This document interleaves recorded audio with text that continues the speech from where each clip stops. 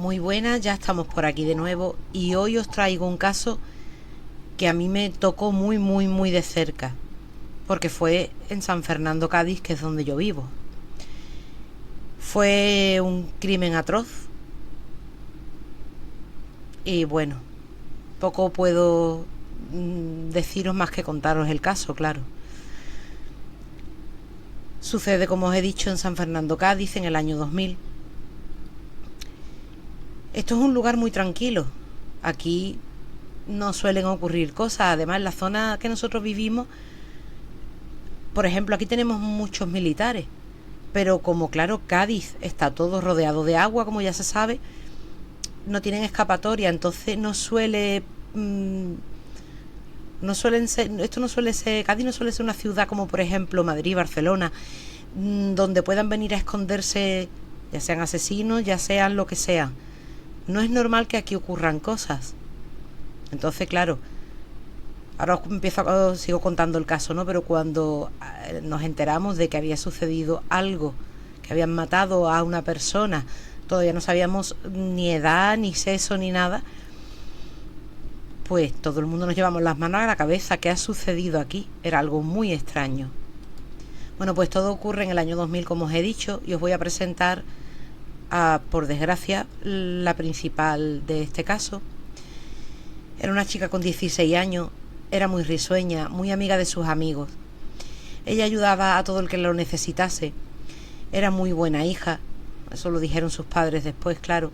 También era muy buena estudiante. Ella había estado saliendo con un grupo, era con 2 chicas más y ella no, eran 3. Y ella conoció a una de ellas en el instituto y poco tiempo después se unió la segunda y compartían el amor por la mitología. Hasta ahí todo estaba relativamente normal. Pasado el tiempo, las otras 2 chicas comenzaron a vestir de manera muy diferente a las demás personas, a los demás chicos, vaya. Vestían estilo gótico, que eso no era una cosa que se viese mucho por aquí. Yo no sé, a lo mejor en aquella época en Barcelona, en ciudades más grandes, pero aquí eso no se veía. Pero bueno, eso no era lo más extraño. Les encantaba hacer la ouija. Al principio Clara participaba con ella hasta que llegó un momento que poco a poco empezó a distanciarse. Ya no le gustaba el rollo que ellas llevaban. No creían delirios de magia negra. Prefería los unicornios. A ella le encantaban los unicornios y eso es lo que les representaba. Aparte de todo esto, había conocido a un chico que era muy deportista y bueno, y empezaron un noviazgo, los dos. Entonces, claro, una vez que comienza con Manuel, con este chico, pues ya termina de alejarse de estas dos. Un buen día, Clara recibe una invitación por teléfono de una de estas 2 chicas para verse a las 9:30 del viernes 26 de mayo del 2000 para quedar. Y ahora os voy a contar porque he ido al lugar exacto a haceros el vídeo. Pues aquí estamos en la puerta del observatorio de Marina, que ahora es cuando se ve, ¿no? Bueno, de todas formas os lo mostraré mejor después. Aquí es donde esa noche ellas quedan y quedan por medio de una llamada. Voy a ir marcha atrás, que es el camino que ellas van haciendo mientras os voy contando. Ellas quedan mediante una llamada que le hace Raquel a Clara ese día. Recorren el camino que yo tengo a mi espalda. Toda esta calle completa es la calle que ellas recorren para llegar al Parque del Barrero. Quedan mediante una llamada que le hace Raquel porque quería quedar con ella para recordar viejos tiempos y para reírse un rato y estar juntas. Y van a quedar Iria, Raquel y Clara. El novio de Clara no le hacía mucha gracia al asunto porque eran niñas que vestían muy tétricas, tenían una forma de pensar muy rara y a Manuel no le gustaba absolutamente nada estas chicas. Pero Clara le dijo que Raquel iba a repetir curso, que se sentía mal y que quería estar con ella y que quería pues acompañarla ese día, tomar algo juntas y disfrutar. ¿Veis? Este es el camino, todo el camino a mi espalda que recorren ellas hasta llegar al Parque del Barrero. Ahora os muestro en otro de los vídeos que he realizado en la calle, os muestro el Observatorio de Marina, que se encuentra aquí en San Fernando, Cádiz, y está muy pegado al lugar donde acabaron con la vida de Clara. Este es el Observatorio de Marina, así, ¿no? Así, para que lo veáis. Y justamente un poco más hacia arriba es donde está el monumento de ella. Unos amigos que tenían en común se cruzaron con ellas, con las tres. El chaval se llama Gorka. Y mientras caminaban ellas para el barrero, se cruzaron. A ver, todo esto es importante por lo que luego os voy a contar. En esta zona que nos encontramos ahora mismo, es la zona donde yo incluso he venido aquí a hacer el botellón. Se reunía toda la juventud. Se ponían debajo de estos pisos, en esta esquina, toda esta pared entera. Y en la parte de mi espalda, si veis, hay dos barandillas, son escaleritas. La gente se sentaban ahí, toda esta zona nos poníamos aquí, nos reuníamos la juventud. Donde acaban con la vida de ella es a mi espalda. No sé si se va a apreciar bien. Voy a dar la vuelta al completo y le voy a dar la vuelta a la cámara.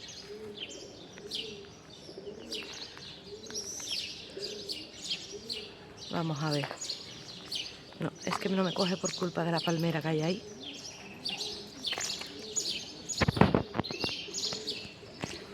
Vale, desde aquí creo que lo vais a ver. Allí justamente el edificio que hay, una torre que hay blanca, detrás mía, por donde acaba de pasar el coche, pues ahí, aproximadamente por ahí, es por la zona donde acaban con ella. Claro, está arriba del todo, al final del todo. Era imposible que desde esta zona se le pudiera escuchar pedir auxilio ni nada de nada de nada. Si en aquel momento hubo alguien aquí, yo no sé, ese fin de semana, yo por ejemplo no estuve aquí. El parque es inmenso, inmenso, inmenso, sigue mucho más de lo que veis en las imágenes, pero es inmenso. Y todo esto era un boquete y todo con arboledas y con hierbajo, como ya os he comentado. Él contó que iban muy contentas, que llevaban unas cervezas, que bueno, él no sabía que era la última vez que iba a ver a Clara con vida. Manuel, el novio de Clara, salió por su lado con sus amigos y bueno, y se olvidó del asunto. Pero no por mucho tiempo, porque pasadas las 3 de la mañana recibió la llamada de los padres de Clara, que le preguntaron si ella estaba con él, porque claro, la hora que era no había vuelto a la casa, y era una cosa que a los padres le extrañaba porque ella no solía recogerse tarde. Manuel le dijo que no, y le contó que ella había salido con sus viejas amigas del colegio. Clara María García Casado era hija de José Antonio García, un suboficial de Marina, y María Casado Filgueira, que bueno, ella estaba en la casa, trabajaba en su casa, cuidando a sus hijos y bueno, con todas las labores, que no es poco, que hay que realizar en una casa. Clara tenía un hermano varón menor que ella en aquel momento.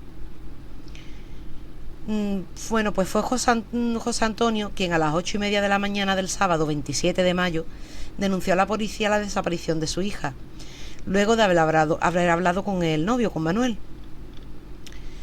Muy nervioso, le aclaró a los agentes que Clara jamás había dejado de dormir en su casa. Era algo absolutamente inusual en ella. La policía empezó por lo obvio, entrevistando al novio. Él le repitió que lo mismo que le había relatado ya a los padres de Clara, que Clara había quedado en verse con Raquel e Iria el viernes por la noche, que él había salido con sus amigos, y contó también que durante la madrugada del sábado 27, o sea, del viernes para el sábado, ¿no?, la madrugada del 26 al 27, él se había topado en las calles con estas dos chicas mencionadas, con Raquel e Iria, y les había preguntado por su novia. Ellas, muy relajadas, le respondieron que al final Clara no había salido con ellas. Manuel pensó que entonces Clara, bueno, pues que había salido con otros amigos, tampoco le dio tanta importancia. Con estos datos la policía se dirigió al parque del Barrero. La noche del 26 al 27 de mayo es la noche que ellas quedan. Este es el sitio exacto donde Clara donde Clara fallece, donde la matan. Aquí está el monumento que le hacen en su memoria y ahora os leeré el escrito que hay aquí al lado. Si veis a mi espalda, aquí detrás tenemos la garita que ahora os contaré. Bueno, pues nada, esta noche al final quedan, están las tres juntas y se vienen hasta este lugar, que hoy todo esto es un parque donde vienen las familias a comer, donde hay cosas para que los niños disfruten, pero en aquella época todo esto era árboles y hierbajo, todo era un descampado muy grande. Que ahora os enseñaré también la zona donde la juventud se ponía a hacer el botellón, pero está bastante alejada de aquí, es en el mismo barrero, pero bastante alejada de aquí. Bueno, pues una vez que llegan a este lugar, con artimañas consiguieron que Clara se relajase, le dijeron que se tumbase en el suelo, en lo hierbajo que había, y que se pusiese con los ojos cerrados y que lo primero que se le ocurriese, pues que lo dijese, lo que pensaba. Y aprovecharon eso para ponerse cada una a un lado de ella, una a la derecha y la otra a la izquierda. Cuando se iban a levantar es cuando la cogen por sorpresa. Raquel saca una navaja mientras que la apuñala. Iria no para de decirle sigue, sigue, sigue. Ella era quien la animaba a que lo hiciera mientras aguantaba a Clara. Ellas tienen un solo objetivo y su objetivo era acabar con su vida. Ella les decía que le dejasen ir, pero estas dos pasaban de ella. Le asestaron un total de 32 navajazos, uno de los cuales le abrió el cuello a 45 grados y logra su cometido. Clara muere degollada. Raquel e Iria dejan el cuerpo tirado y a oscuras se van del lugar de la escena. Cerca de las 2 de la tarde, Clara fue hallada muerta. Su cuerpo mostraba signos de una violencia inusual. Los agentes buscaron a Raquel e Iria, quienes fueron trasladadas a la delegación policial para ser entrevistadas.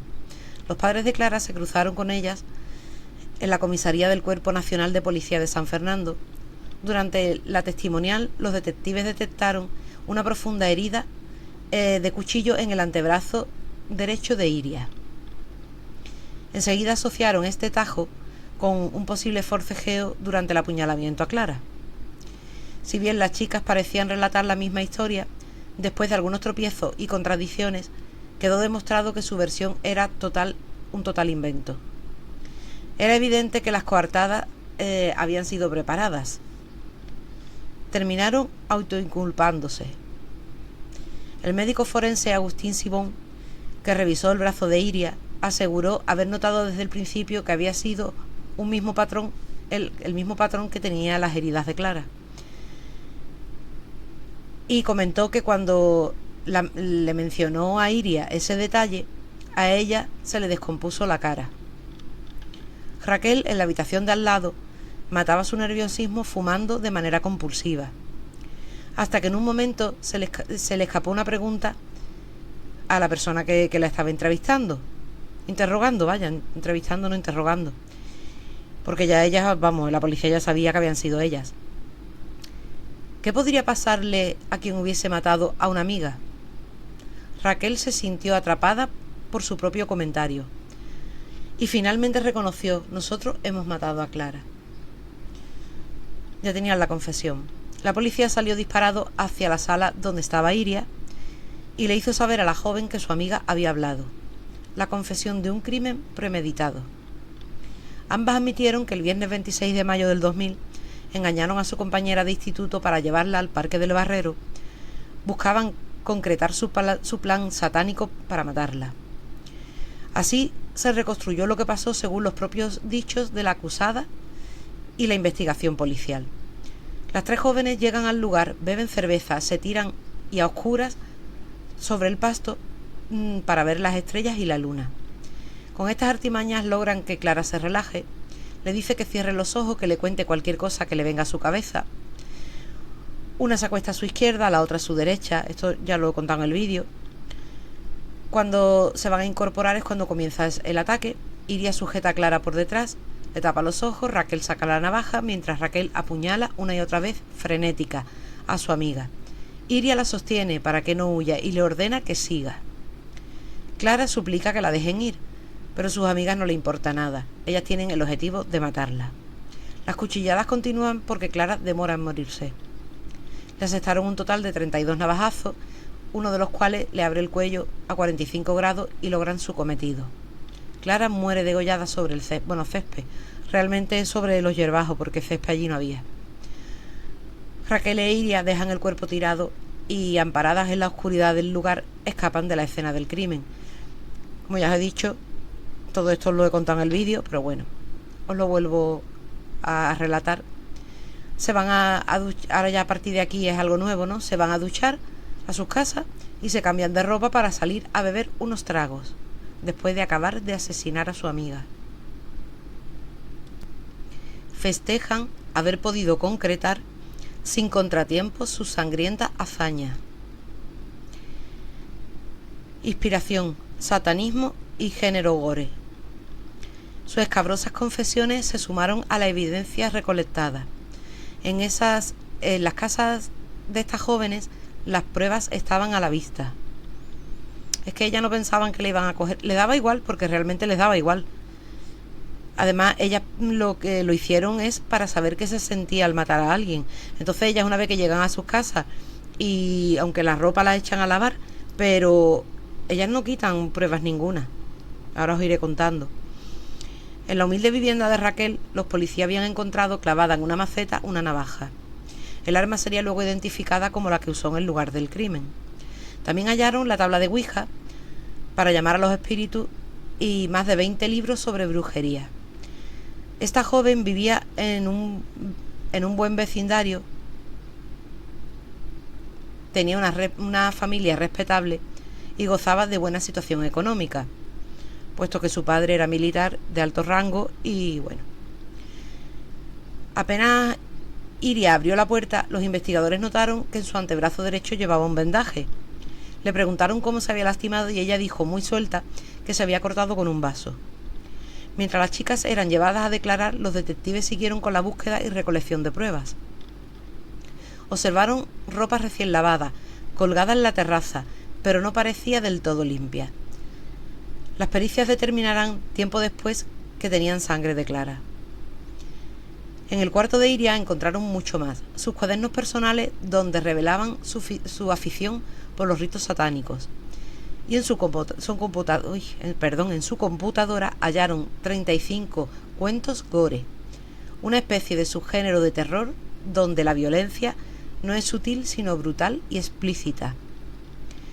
En uno de estos cuentos se relataba un asesinato demasiado parecido al que ellas mismas habían cometido. Además, las coartadas para la noche del crimen estaban manuscritas por ella misma. Apasionadas por el ocultismo y la brujería, Iria Suárez y Raquel Carles Torrejón habían planificado con cartas del tarot el crimen que iban a cometer en el descampado. En una caja la policía encontró esas cartas, estaban jugadas. La carta que representaba a la doncella estaba desplomada bajo la carta de la luna, junto a la carta de la torre. Ellas simbolizaban el brutal asesinato de Clara, que murió a la luz de la luna, a la sombra de la torre del Observatorio de Marina en San Fernando. De aquella noche, uno de los testigos del crimen, que fue un soldado que hacía guardia en esta garita que os acabo de enseñar, que la tengo a mi espalda detrás de este muro, él estaba escuchando ruidos y oía decir: ¿me habéis traído aquí para matarme? Él no vio nada, desde la garita no pudo ver nada. Ya os digo que todo esto estaba lleno de arboleda y de arbustos. Pero fue al oficial de guardia y se lo comentó, el cual no hizo absolutamente nada. Su cuerpo fue hallado al día siguiente, 27 de mayo del 2000, a las 2 de la tarde. Quienes arrestaron a Raquel e Iria estaban muy impresionados. Las chicas no habían derramado ni una sola lágrima durante la confesión. Imperturbables, habían detallado su plan. El abogado de la familia de Clara, José Ignacio Quintana, contó algo que les resultó especialmente perturbador. Las había escuchado canturrear de lo más tranquilas desde los calabozos. Las acusadas explicaron a los detectives que habían asesinado a su amiga porque querían, como os he dicho antes, querían experimentar qué se sentía exactamente cuando se hundía el cuchillo y corría la sangre. Agregaron además que pretendían de esta manera hacerse famosas.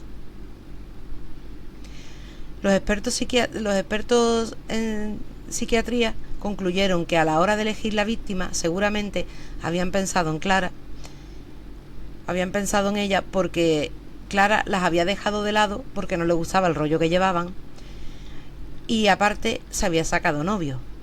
Las asesinas llevaban meses puliendo la idea de matar. En diciembre del 1999, Iria le escribió a Raquel: ¿quieres matar? Lo haremos, solo dime a quién. Y fue durante la investigación que salió a la luz otro dato siniestro, que más tarde os pondré el vídeo y os contaré. Mientras planeaban cometer el crimen, se habían carteado con José Rabadán, que a ver si os traigo el caso, que no lo tengo en mi canal. Este joven estaba preso por haber asesinado a sus padres y su hermana discapacitada en Murcia con una katana el 1 de abril del año 2000. Lo que había hecho José Rabadán poco más de un mes y medio antes había resultado para ellas inspirador y decisivo. Él se convirtió en un ejemplo a seguir para las asesinas. No solo le habían escrito varias cartas, sino que también tenían agendado el teléfono de la prisión donde se encontraba. Si él había podido, ellas también podrían. Solo unos pocos meses antes de todo, Clara, Raquel e Iria conformaban un trío aparentemente inseparable. Habían llorado abrazadas ante la noticia de que Raquel tendría que repetir el año escolar por su mal rendimiento. Ellas entonces, despechadas, la escogieron como víctima. Días antes del asesinato, Iria le dijo a Raquel: ¿quieres que mate a esta? Mataré por ti. En otro de los retorcidos escritos de Iria, quien según la policía era la cabecilla del dúo, decía: me he sentido muy alegre de saber que tengo a alguien que me protege.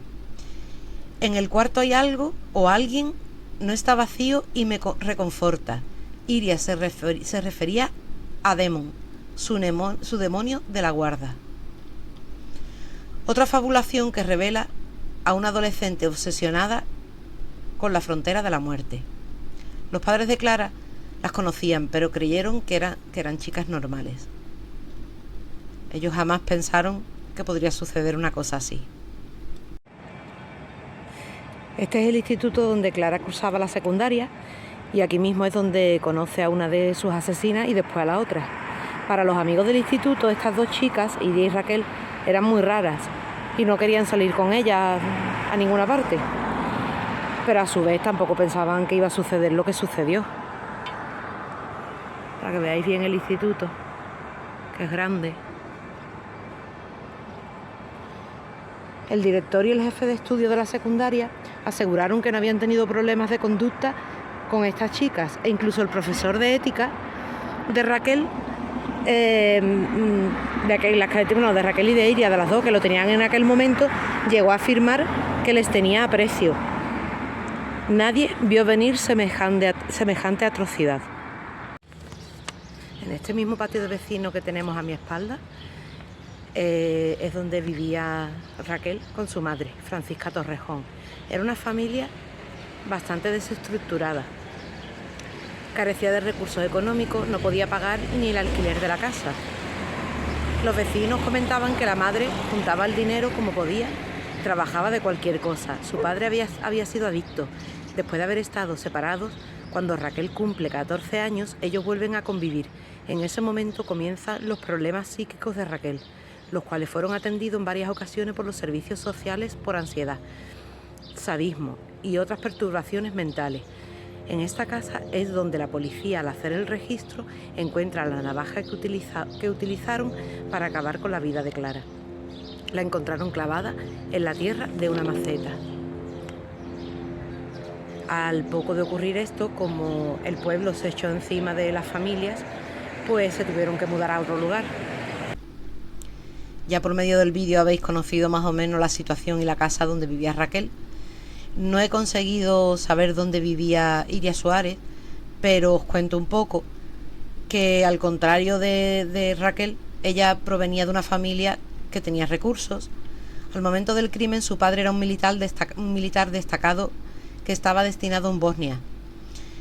Iria era percibida por el resto de sus compañeros como una persona rara pero muy inteligente. En los escritos en los que se encontraron decían cosas como esta: nunca fui una chica normal, nunca jugué con muñecas como las demás, yo las rapaba. Me dicen loca solo porque hago lo que me gusta, loca porque hago lo que ellos no serían capaces de hacer.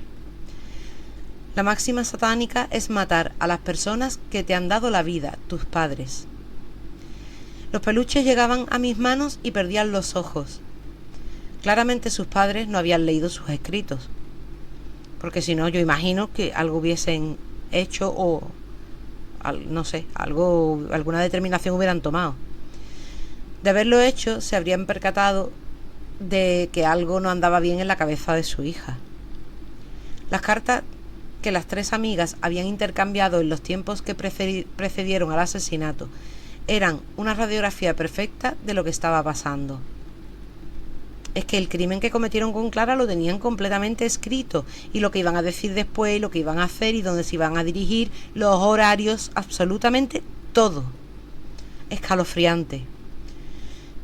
En ella, las dos acusadas se quejaban de que Clara ya no salía con ellas, que ponía distancia de las brujerías y teorías satánicas que le proponían.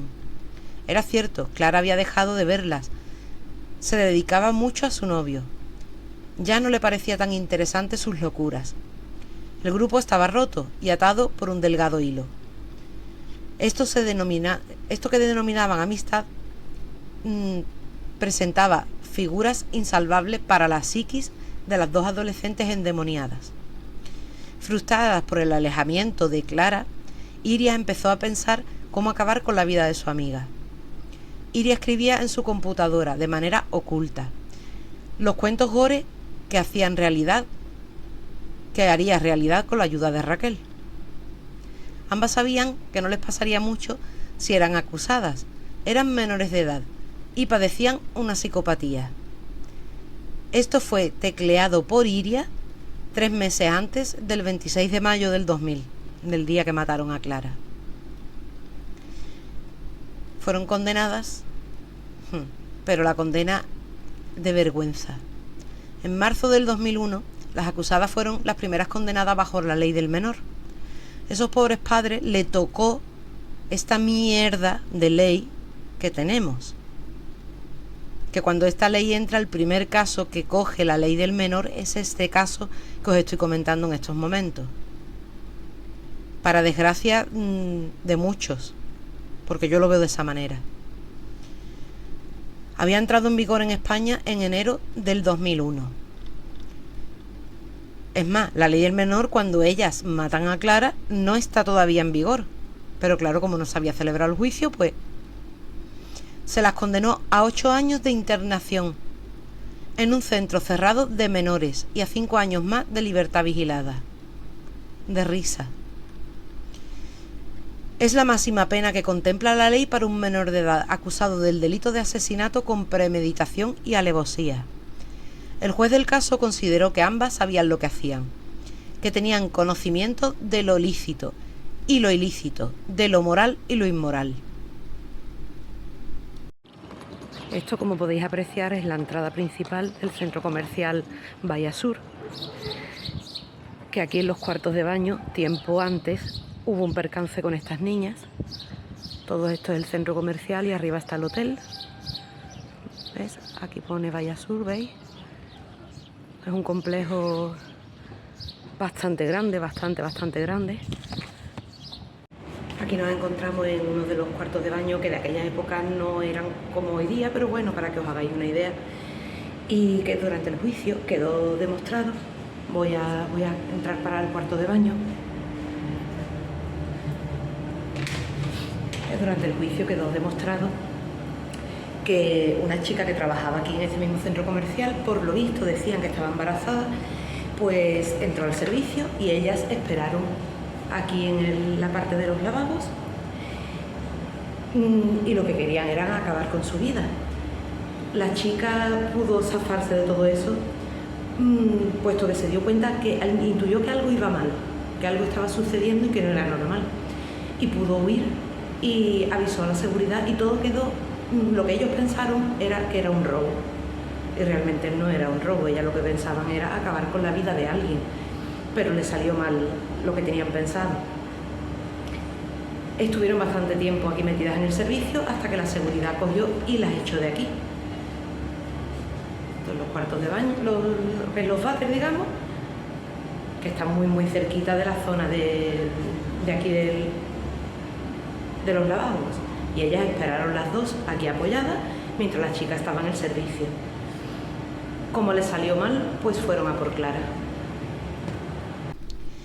La polémica que despertó la aplicación en este primer caso de la nueva ley del menor estremeció a toda España. Hubo marchas multitudinarias, escandalizados por lo leve que eran las penas. La gente se ponía del lado de los padres de Clara y pedían que se les juzgase más duramente. El debate siguió recorriendo el país durante años. Lo cierto es que tanto Raquel como Iria consiguieron acceder a permisos especiales, encima, ¿vale?, antes de cumplir la mitad de su condena. En 2005 accedieron a un régimen semiabierto, con salidas a la calle para trabajar, pasear o estudiar. Yo tengo los vellos de mi cuerpo de punta, porque me parece indignante, increíble, alucinante, aberrante. Yo no sé cuántos más calificativos le podría yo buscar a esto. Iria Suárez empezó a gozar de este sistema en un centro de menores de Galicia.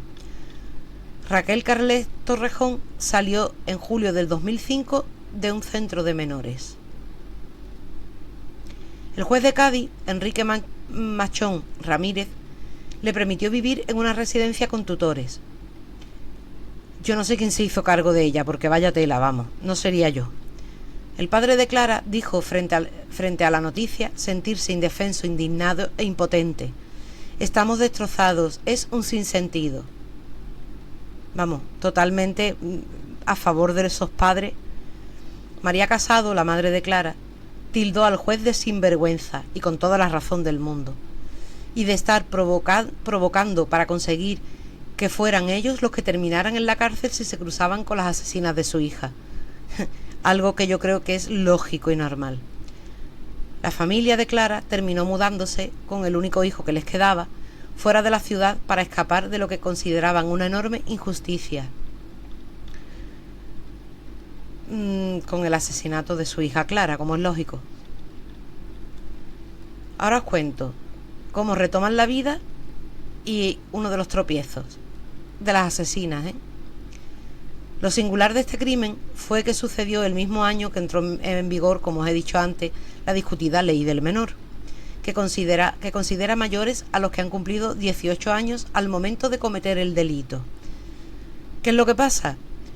Que una de estas chicas tenía 17 años cuando lo cumple el delito, pero cuando se realiza el juicio ya tenía los 18, pero como es en el momento de cometer el delito, vamos, que a ver quién me dice a mí que con 17 años, bueno, y la otra con 16, no sabían perfectamente lo que hacían, estaban totalmente conscientes, lo tenían totalmente planeado, y esa gente tenían que haber cumplido condena como cualquier persona adulta en una cárcel sin tener ningún tipo de beneficios de nada. Bueno, me sublevo de verdad. Eso salvó, lo de la ley del menor, eso salvó a Iria y Raquel, que estaban a un mes de cumplir los 18 años, de tener que pasar 25 años en prisión. Que sigue siendo una vergüenza 25 años, pero bueno, por lo menos no es los 5 años que solamente cumplieron, ¿no? Pero la legislación española, a diferencia de la inglesa, no contempla darles una nueva identidad a los menores criminales. Menos mal, porque creo que por aquí os lo cuento, pero no sé si sabéis que cuando un menor comete un asesinato, cuando ese menor ya es mayor de edad, sus antecedentes penales se borran. se borran. Que alguien me explique el por qué. Porque yo no lo entiendo. Si encima ya le cambiamos también la identidad, pues vamos a proteger a los asesinos, vamos a protegerlos. Todo lo habido y por haber. A las víctimas no, a los asesinos vamos a proteger. Por ello, las asesinas siguieron usando su verdadero nombre y sus fichas policiales, su pasado violento fue eliminado, como os acabo de decir. Un psicólogo, Javier Urra, que en el momento del crimen era defensor del menor, sostuvo en 2019: las chicas están insertadas socialmente a la perfección. Y Clara bajo tierra. Yo, quien esté de acuerdo con esta ley del menor, creo que debería ser totalmente analizado por un psicólogo, un psiquiatra, o vamos, yo no sé, porque eso no me parece normal. Yo esa ley no la puedo entender. Él, que las conoció muy bien durante el tiempo de reclusión y siguió de cerca la evolución, aseguró que fue gracias a la mencionada ley y su buena conducta que no llegaron a pasar ni 5 años presas. Y su buena conducta, señores. Y su buena conducta, señores, después de haber acabado tan bestialmente con la vida de una chica de 16 años. La familia de Iria tuvo que deshacerse de sus bienes luego del juicio para poder hacer frente a los 246.415 euros que le impuso el juez por responsabilidad civil. Desde el centro de menores de Monteledo, donde estuvo recluida, estudió psicología. Luego se fue a vivir con su madre a Vigo. Sumó estudios de pedagogía para poder trabajar con niños y buscó empleo en el extranjero porque no quería ser hallada por la prensa. Pero todo el anonimato con el que pudo manejarse en su país explotó en 2019, una noticia que llegó desde Gran Bretaña. Los medios ingleses estaban revolucionados porque habían descubierto que Iria, una de las autoras del pavoroso crimen de San Fernando en España, había sido contratada como psicóloga en una escuela primaria West Oxford, en Oxford. Desde noviembre del 2016 a julio del 2017, Iria habría trabajado con niños de 4 a 6 años. Lo cierto es que fue una llamada anónima lo que habría puesto en alerta a la Policía Nacional Española, quien a su vez lo habría comunicado a las autoridades inglesas. Los funcionarios españoles aclararon que debido a que el crimen lo habían cometido siendo menores, el delito no formaba parte de sus antecedentes. Por eso sus expedientes estaban limpios. Valiente, valiente, valiente. El condado donde se encontraba la escuela fue reprendido por no haber sido más cuidadoso con su contratación, y el colegio denunció a su vez a Iria por no haber informado de su pasado.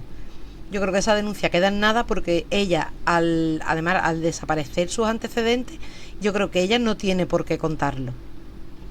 Yo creo que esa denuncia en poco habrá quedado. No he encontrado más datos sobre esto, vamos.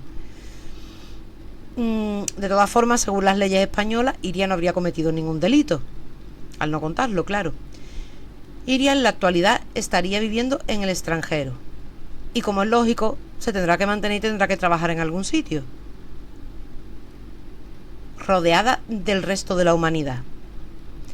Raquel, por su parte, que había estado internada en un centro de menores de Madrid, cuando recobró su libertad, se quedó a vivir en esa ciudad. De ella solo trascendió que estaría en pareja y se dedicaría a la peluquería.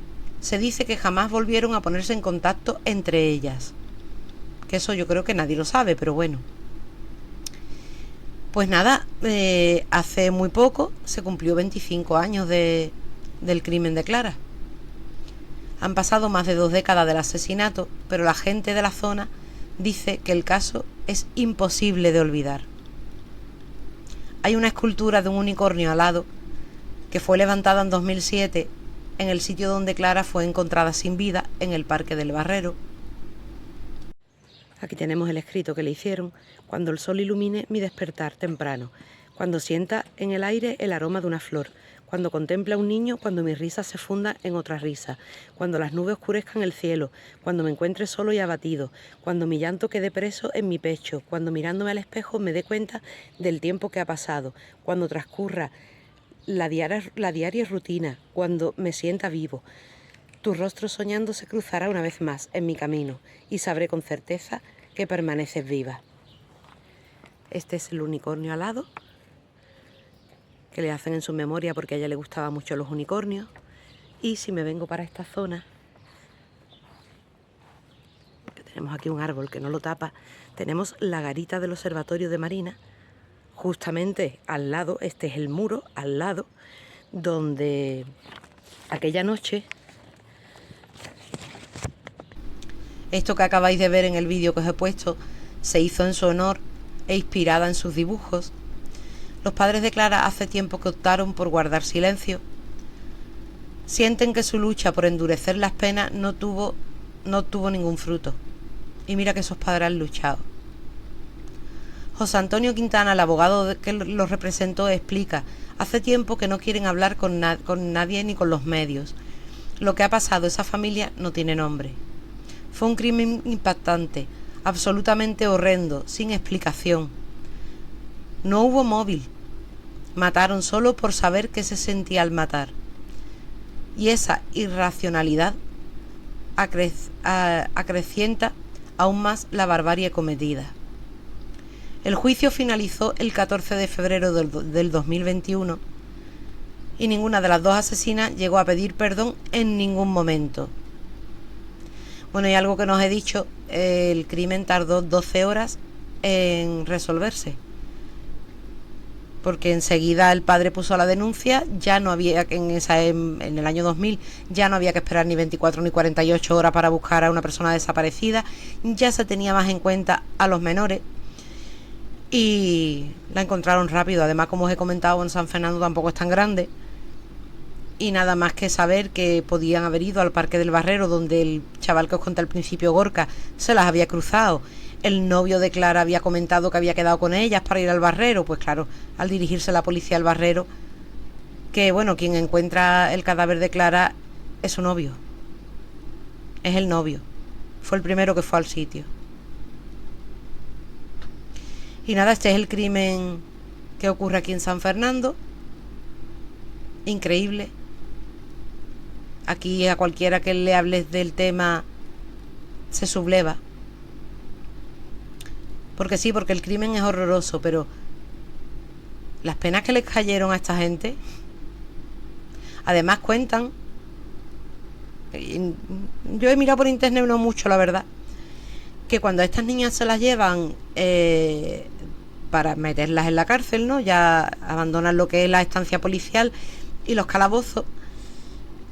Bueno, aparte de que por el camino la policía que iba con ellas detrás en el coche dice que no paraban de cuchichear, de reírse, y que les tuvo que llamar la atención, porque según ella era una vergüenza que estuvieran como si nada ocurriese después de lo que acababan de cometer. Aparte de esto, a ellas, claro, este tema de la ley del menor, como acababa de salir, todavía no había habido ningún caso que se había aplicado esto, pues de momento, bueno, pues no la llevaron a ningún centro de menores, la llevaron a Puerto 2, a la cárcel del puerto de aquí del puerto, ¿no? Y dicen que cuando llegaron, las presas las estaban esperando porque habían escuchado pues la barbaridad que habían cometido, y dice que conforme las niñas pasaban le hacían un cerco y las dejaban pasar como si fuesen, no sé. Hay cosas en esta vida que no llegaré a entender jamás. Jamás. Y nada, 5 años después, porque bueno, en el centro de menores no es que vivan mal, pero aparte de eso, 5 años después ya estaban en la calle, viviendo sus vidas, y Clara bajo tierra. No puedo haceros ningún comentario más. Esto fue horrible. Bueno, como cada uno de los casos que os traigo, ¿no? Que es tontería. Lo que pasa es que cuando te coge de más cerca y por eso quería hacerlo de esta manera tan especial, grabando los sitios y todo, en memoria por supuesto a ella, que se lo merece, claro que se lo merece. Y en memoria, o sea, en memoria a ella y para sus padres, si en algún momento llegaran a poder ver el vídeo, que sepan que ha sido hecho con muchísimo cariño. Y bueno, os deseo que tengáis un maravilloso día.